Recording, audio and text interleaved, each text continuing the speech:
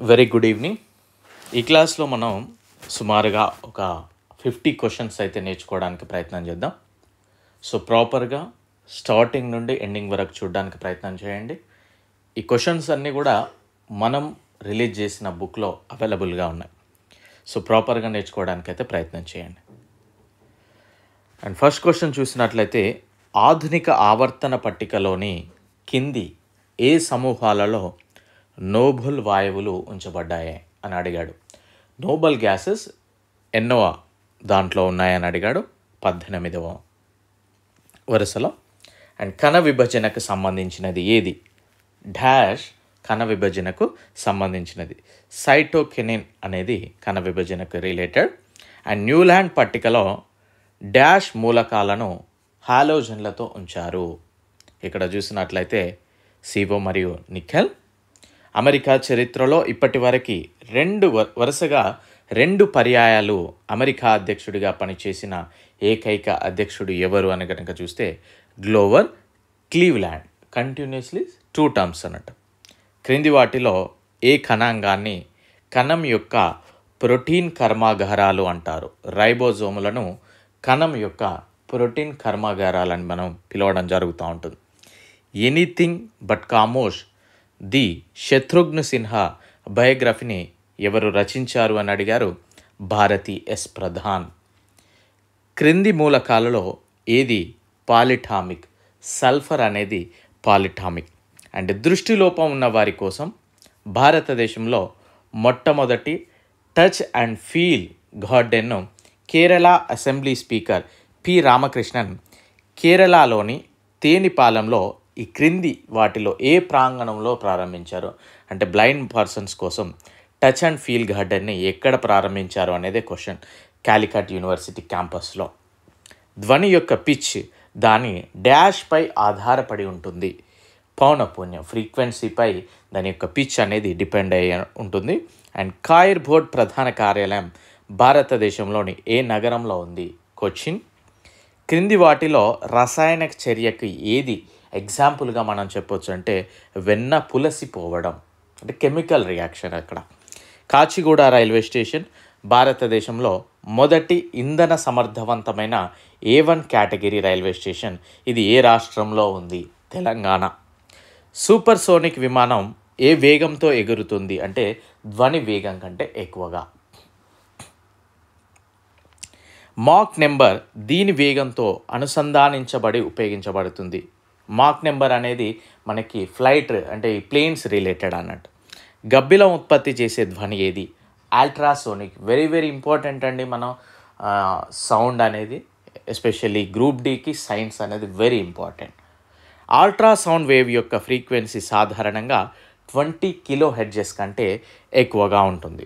20 Hz నుండి 20,000 Hz ఫ్రీక్వెన్సీని కలిగి ఉండే శబ్దాలను ఏమంటారు అంటే వినదగిన శబ్దాలు, ఆడబుల్ సౌండ్స్. గాలిలో ధ్వని వేగం ఏ విధంగా ఉంటుంది? ఉష్ణోగ్రత తగ్గడంతో గాలిలో ధ్వని వేగం కూడా తగ్గిపోతూ ఉంది. ఈ తరంగాలు వాక్యూమ్ ద్వారా ప్రసారం చేయబడవు. ధ్వని. సో ఇక్కడ మీరు ఈ క్వశ్చన్ చూడండి.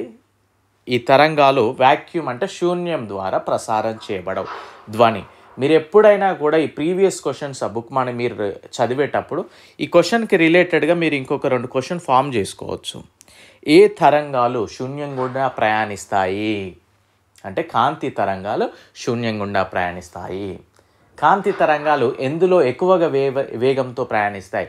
శూన్యంలో ఎక్కువ వేగంతో ప్రయాణిస్తాయి. కాంతిలో శూన్యం వేగం ఎంత? శూన్యంలో కాంతి యొక్క వేగం ఎంత? సో ఇలాంటి క్వశ్చన్స్ మీరు ఫామ్ చేసుకున్నప్పుడు డెఫినెట్లీ మీరు మిగతా వాళ్ళకంటే ఒక స్టెప్ ముందు ఉంటారు. అంతేగాని ఏదో బ్లైండ్గా ఉన్నది ఉన్నట్టు చదువుదాం కొడదామంటే ఆ రోజులు పోయాయి. ఓకేనా? సో ఈ విధంగా మీరు రిలేటెడ్గా ఇంకో 2-3 క్వశ్చన్స్ యాడ్ చేసుకుంటూ చదవాలి. గాలిలో ధ్వని వేగం మార్పు డాష్ ద్వారా ప్రభావితం కాదు. పీడనం ద్వారా ఎలాంటి మార్పు అయితే ఉండదు. ధ్వని తరంగాలు గాలి నుండి నీటికి ప్రయాణిస్తున్నప్పుడు కింది వాటిలో ఏది స్థిరంగా ఉంటుంది? ఫ్రీక్వెన్సీ అండి. నెక్స్ట్, వాషింగ్ మెషిన్ యొక్క పని సూత్రం ఏది? సెంట్రిఫ్యూగేషన్ అనే సూత్రంపై ఆధారపడి ఈ వాషింగ్ మెషిన్స్ అనేది రన్ చేయబడుతూ ఉంటాయి. గాలి యొక్క సాపేక్ష ఆర్ద్రతను కొలిచే మరియు నమోదు చేసే పరికరం ఏది? హైగ్రోమీటర్. గాలి యొక్క శక్తి మరియు వేగాన్ని కొలవడానికి ఉపయోగించే పరికరం ఏది? యానిమోమీటర్. భూకంపాల తీవ్రతను కొలిచే పరికరం ఏది? సిస్మోగ్రాఫ్. ట్రాన్సిస్టర్ తయారీలో ఉపయోగించే పదార్థం ఏది? సిలికాన్. ఇవన్నీ కూడా మీకు గ్రూప్ డికి చాలా ఉపయోగపడతాయి. Science questions, social and GK questions మీకు ఎన్టీపీసీకి ఉపయోగపడతాయి. ధ్వని శక్తిని విద్యుత్ శక్తిగా మార్చే పరికరాన్ని ఏమంటారు? మైక్రోఫోన్. ఫ్లైట్ రికార్డర్ని సాంకేతికంగా ఏమంటాం? Black box. అందుకే మనం ఈ ఫ్లైట్ క్రాషెస్ అయినప్పుడు బ్లాక్ బాక్స్ దొరికిందా అని అడుగుతూ ఉంటారుగా, అది. తేమను కొలవడానికి ఒక పరికరం ఉపయోగించబడుతుంది, అది ఏది? హైగ్రోమీటర్. భూకంపాలను రికార్డు చేసే పరికరం ఏది? సిస్మోగ్రాఫ్. గాలిలో ధ్వని వేగం డాష్పై ఆధారపడి ఉండదు, గాలి యొక్క పీడనంపై. చెరకు చక్కెర అనేది, షుగర్ కేన్ యొక్క చక్కెర అనేది ఒక కార్బోహైడ్రేట్. ఆకుపచ్చ పండ్లను, కృత్రిమ పండ్లను పండించడానికి ఉపయోగించే వాయువు ఏది? ఇథిలీన్. సాధారణ ఎరువులలో అత్యంత అవసరమైన 3 మూలకాలు ఏవి?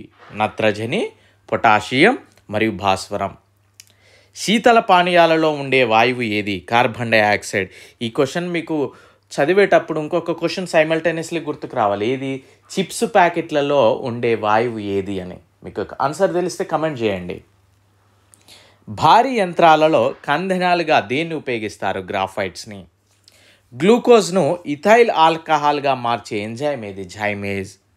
సిల్క్ ఫైబర్ అనేది రసాయనికంగా ఒక ప్రోటీన్. గాల్వనైజేషన్ అంటే ఏంటి? ఇనుముపై జింక్ కోటింగ్ అన్నట్టు.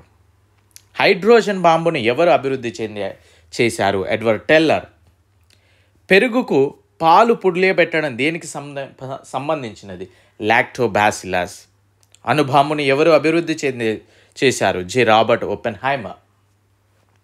సో దయచేసి బాగా ప్రాపర్గా ప్రిపేర్ అవ్వండి, డెఫినెట్లీ మీకు ఉపయోగపడుతుంది. And at the same time హెల్త్ను కూడా చాలా బాగా చూసుకోండి. ఈరోజు నెగ్లెక్ట్ చేస్తే ఫర్దర్గా మాత్రం ఖచ్చితంగా ప్రాబ్లమ్స్ అయితే ఫేస్ చేస్తారు. సో ప్రాపర్గా 3 times తినండి, హెల్త్ బాగా చూసుకోండి. Okay, right. ఫ్లోరోసెంట్ ట్యూబ్లలో సాధారణంగా ఉపయోగించే పదార్థం ఏది? పాదరసం యొక్క ఆవిరి మరియు ఆర్గాన్. రసాయనికంగా మిల్క్ ఆఫ్ మెగ్నీషియా అని దేన్ని అంటారు? Magnesium hydroxide. కాంస్యం అనేది దేని యొక్క మిశ్రమము? రాగి మరియు టిన్. ఇది కూడా వెరీ ఇంపార్టెంట్ అండి, ఈ కాంబినేషన్స్. బాక్సైట్ అనేది కింది ఏ మిశ్రమ లోహం? అల్యూమినియం. అణువు యొక్క కేంద్రకం దేన్ని కలిగి ఉంటుంది? ప్రోటాన్ మరియు న్యూట్రాన్లని. గ్లోబల్ వార్మింగ్ ప్రధానంగా ఏంటి? కార్బన్ డైఆక్సైడ్ ఎక్కువ అవ్వడమే కదా. అండ్ 18 క్యారెట్ బంగారంలో స్వచ్ఛమైన బంగారం నిష్పత్తి ఎంత? 75%. సో ప్యూర్ గోల్డ్ అంటే ఎన్ని క్యారెట్స్ బంగారం అండి? ఆన్సర్ చేయండి. గోబర్ గ్యాస్లో ప్రధానంగా డాష్ ఉంటుంది, మీథేన్. ఆకుపచ్చ పండ్లను, కృత్రిమ పండ్లను పండించడానికి ఉపయోగించే వాయువు ఇథిలీన్. నీటి సాంద్రత ఏ విధంగా ఉంటుంది? మంచు కంటే కూడా ఎక్కువగా ఉంటుంది, అవునా? అండ్ ఆవిరిని వాటి ద్రవస్థితికి తిరిగి మార్చడాన్ని ఏమంటారు? సంక్షేపణం. బేకింగ్ సోడా యొక్క రసాయన నామం ఏంటి? Sodium bicarbonate. So baking soda అనగానే మనకి వాషింగ్ సోడా గుర్తుకు రావాలి, ఓకేనా? ఇట్లాంటివన్నీ కూడా మనకి గుర్తుకురావు.